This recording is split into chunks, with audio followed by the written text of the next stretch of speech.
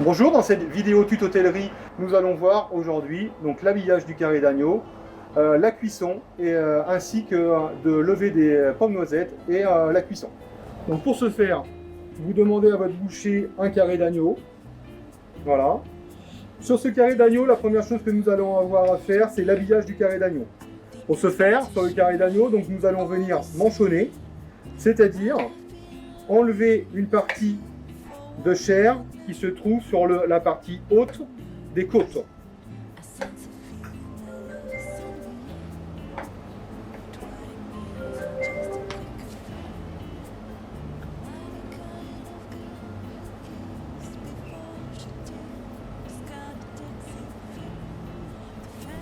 Donc cette technique permet de pouvoir enlever la fibre musculaire qui se trouve sur la partie haute des côtes et entre chacune des côtelettes.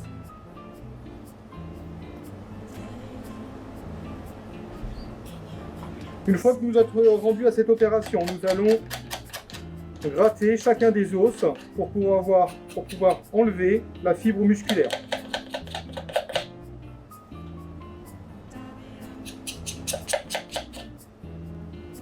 Il faut que l'os soit mis à nu, c'est-à-dire qu'il n'y ait aucune fibre musculaire sur l'os.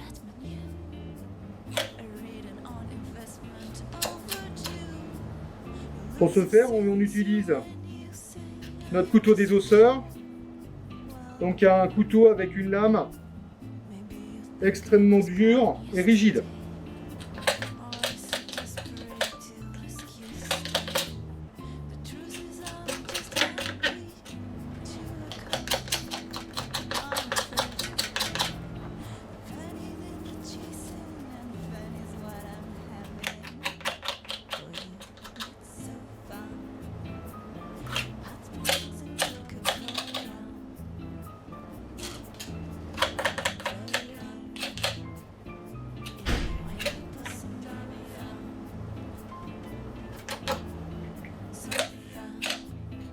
Donc vous prenez appui sur chacune des côtelettes pour que l'os soit donc à nu. Donc voilà le manchonnage donc du carré d'agneau. Une fois que nous sommes à cette tâche, nous passons à la suivante, donc qui est les désossages. Pour pouvoir désosser, vous passez entre chacune des côtelettes pour pouvoir enlever un petit os qui permet de pouvoir passer notre couteau éminceur ou couteau de tranche quand il y a le découpage à effectuer en salle. Ce petit os, c'est l'os qui vient d'être rattaché sur la partie de la colonne vertébrale de l'animal.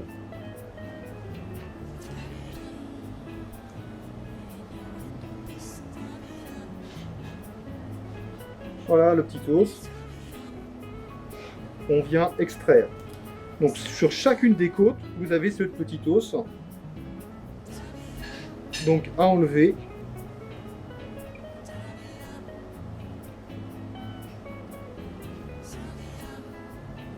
Voilà. Une fois que c'est fait, vous vérifiez bien que votre carré puisse se tenir sur la présentation que vous allez effectuer sur votre plat. On vient le dégraisser partiellement.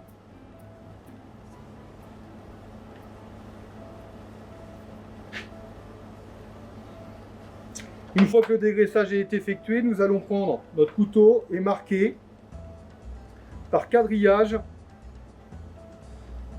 la fibre musculaire de la viande. Ce qui va permettre deux choses, de favoriser la cuisson et la deuxième chose, de pouvoir avoir un élément décoratif. Et donc là, vous devez également vérifier la stabilité de votre carré d'agneau.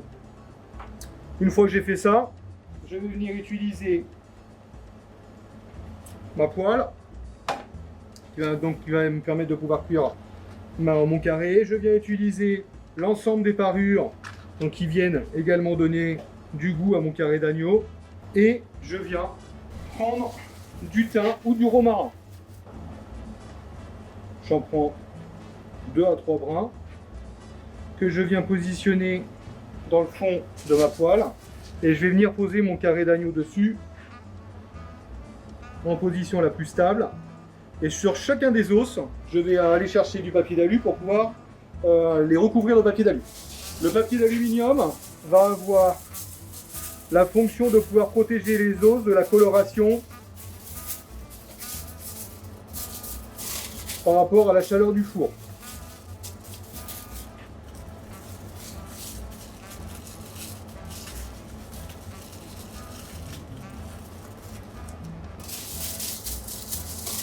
Et après, donc, une fois que je vais avoir fait ça, je vais venir enfourner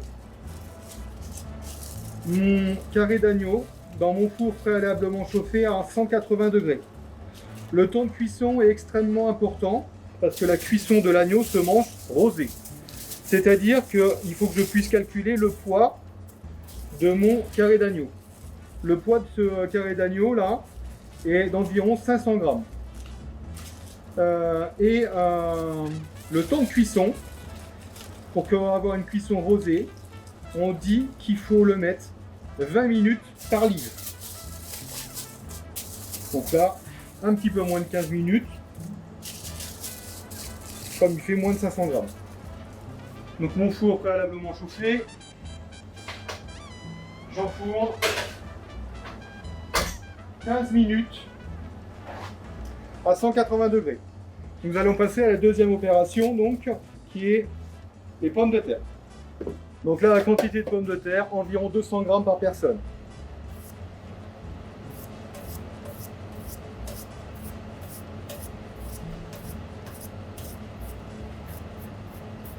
Il vous faut une pomme de terre également à chair un petit peu ferme par rapport à la cuisson à effectuer. Au niveau des pommes de terre, il vous faut une pomme de terre également à maturité, vous voyez par rapport à la couleur, donc qu'il ne soit pas trop verte. Parce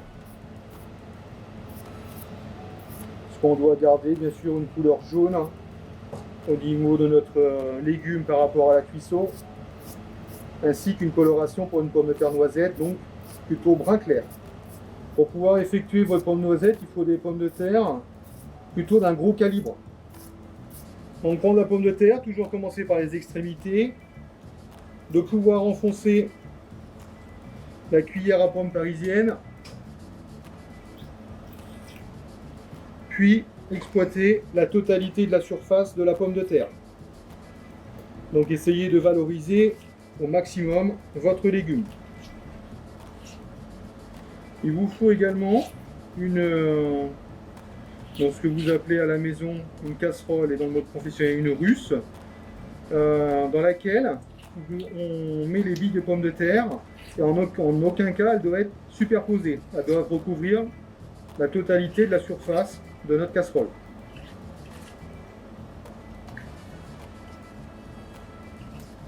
Les parures de pommes de terre que j'ai dans mon récipient qui est ici, et évidemment on peut les valoriser, c'est-à-dire pour pouvoir effectuer un potage ou une purée si vous le souhaitez.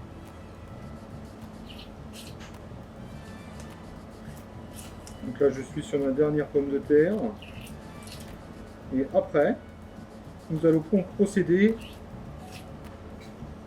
donc aux cuissons des pommes de terre. En sachant que nous avons deux cuissons. Une première cuisson qui s'appelle blanchir, c'est-à-dire qu'on va ramener de l'eau froide à hauteur des pommes de terre et on va porter à ébullition. Puis la seconde qui sera le mode de cuisson sauté. Donc voilà, l'ensemble des opérations de taillage sont terminées. Je vais procéder maintenant donc aux différentes cuissons. Très bien, donc pour pouvoir procéder à la première cuisson, donc de l'eau à hauteur des pommes de terre. Donc pour cette première cuisson qui s'appelle blanchir, l'utilisation d'un feu vif. Je porte à ébullition. Pendant ce temps, je vais préparer ma poêle pour pouvoir faire sauter mes légumes. Donc cette poêle dans laquelle nous allons mettre un petit peu de matière grasse, l'huile d'arachide ou tournesol, que je viens porter à environ 170-180 degrés, donc quand elle est fumante, à partir de ce moment-là, je viendrai ajouter également du beurre. Donc de pouvoir blanchir les pommes de terre, deux actions pour enlever la fécule de pomme de terre et la crotée de la pomme de terre. Dès que l'eau commence à être à un très léger frémissement, on voit de l'écume qui se produit sur la surface de l'eau. Donc on a une indication comme quoi on arrive presque à une ébullition. Ok, ça y est, nous on arrive à l'ébullition de nos pommes de terre. Donc je les refroidis, je les égoutte. Donc en sent, je ramène ma poêle sur le feu vif. Donc j'attends d'avoir un aspect fumant de mon huile. Comme je vous ai dit tout à l'heure, donc à une température de 170-180 degrés. Une fois que j'ai obtenu cette température, je viens ajouter un morceau de beurre.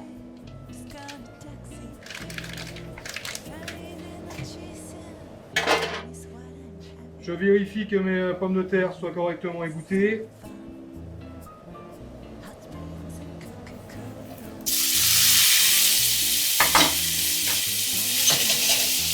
Je viens ajouter mon morceau de beurre. Donc là, le but c'est de pouvoir obtenir la coloration et de finir cette cuisson au four pour avoir une cuisson homogène. Donc le feu vif me permet simplement d'obtenir la coloration.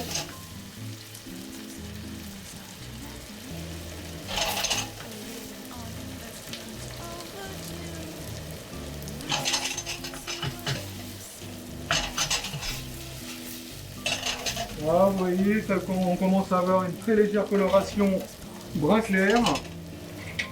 Il est important que les pommes de terre viennent couvrir la surface totale de la poêle pour avoir une cuisson homogène.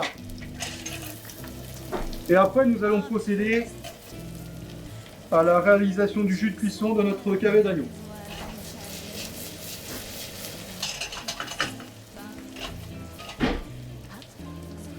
Donc une fois que nous avons obtenu la coloration, on se dirige vers le four pour lequel il a été préalablement chauffé à 180 degrés. Et donc je vais procéder maintenant à la réalisation du jus de cuisson de notre carré d'agneau. Pour ce faire, je vais enlever le carré d'agneau de mon récipient, donc de ma poêle. Comme je vous l'ai dit tout à l'heure, donc vous voyez, nous avons le marquage du quadrillage qui a été effectué précédemment. Je viens enlever le papier d'alu et je vais venir faire reposer les fibres alimentaires. Donc autant de temps de repos que de temps de cuisson. Et je le garde à proximité, donc c'est-à-dire au chaud. Après, pour pouvoir réaliser mon jus, donc là je prends ma poêle, je viens en extraire, donc j'enlève le surplus de gras, que je jette.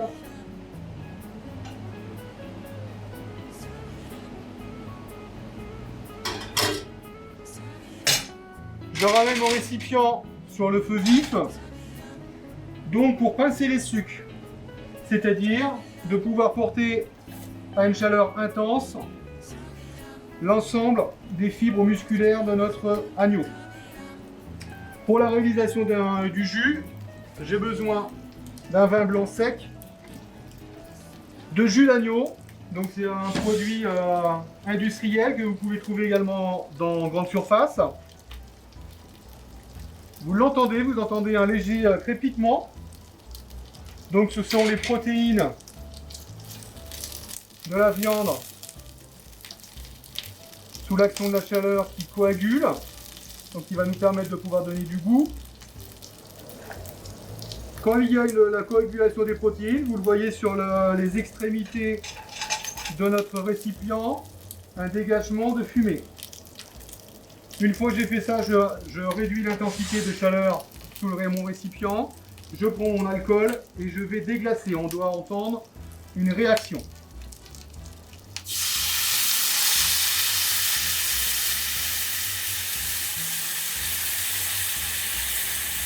Donc ce qui permet de pouvoir décoller les sucs de notre agneau.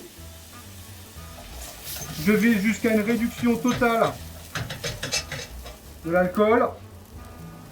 Donc on ressent un dégagement d'acidité du vin. Et également un développement au niveau des arômes. Donc bien sûr le thym ou le romarin et l'agneau.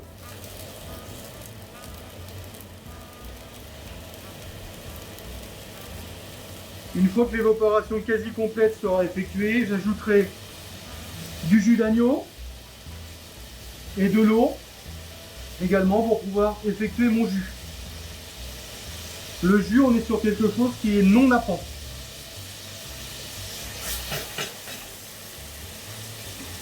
Je réduis l'intensité.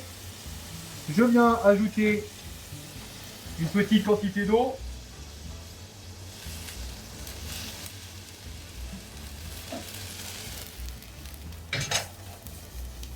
Et pour renforcer le goût de l'agneau, je peux utiliser donc un petit peu de jus d'agneau. On fait attention sur le produit industriel. C'est un produit extrêmement salé. C'est 40 à 60 grammes au litre. Et donc là, je porte à ébullition pour avoir un développement du goût et des saveurs, en obtenant donc quelque chose de goûteux. Cette liaison se fait par évaporation pour avoir une concentration au niveau des goûts. Pour pouvoir vérifier cette liaison, on souhaite obtenir pour le jus, on vient utiliser une cuillère et on vient effectuer une marque sur le dos de la cuillère.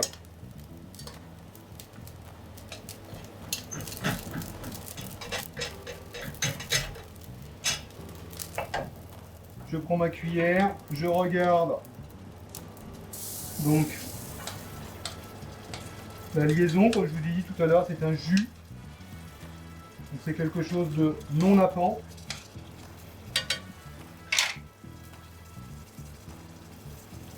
Une fois que j'ai effectué ça, je vais venir le passer au chinois. Donc c'est une passoire conique.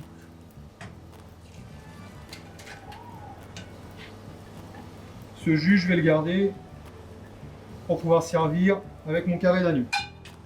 Je la réserve au chaud. Je viens chercher mes pommes de terre. Je viens les sonder pour la cuisson. Donc s'il n'y a pas de résistance au niveau de des pommes de terre, c'est pour nous signaler qu'elles sont cuites. À suivre, je viens utiliser un deuxième récipient dans lequel je viens ajouter un petit peu de beurre frais que je laisse fondre, donc sans coloration.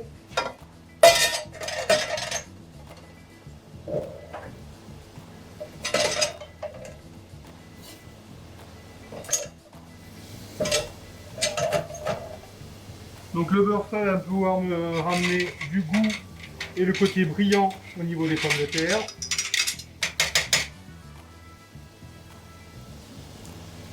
Je viens enlever les pommes de terre du pain gras de cuisson.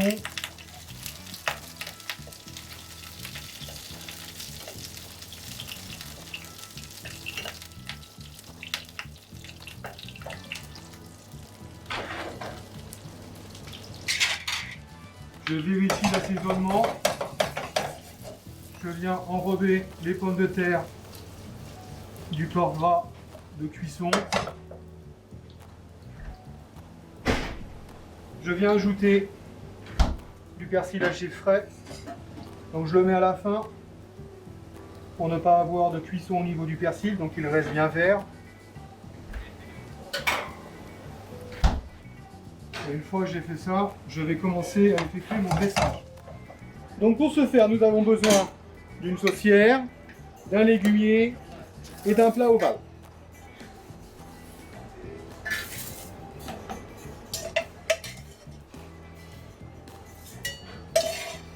Donc je prends délicatement avec mon écumoire mes pommes de terre. Attention, ça fait partie des légumes extrêmement fragiles par rapport à leur cuisson. Donc de ne pas les déstructurer, de bien garder une forme circulaire. À suivre, mon carré d'agneau, autant de temps de repos que de temps de cuisson. Il est important également de pouvoir couper la base qui forme un demi-cercle pour en obtenir quelque chose de plat, pour que notre carré d'agneau puisse se tenir dans son plat. Et en saucière, le jus. Et donc là, vous avez votre carré d'agneau, les pommes de terre et la saucière. Bonne dégustation!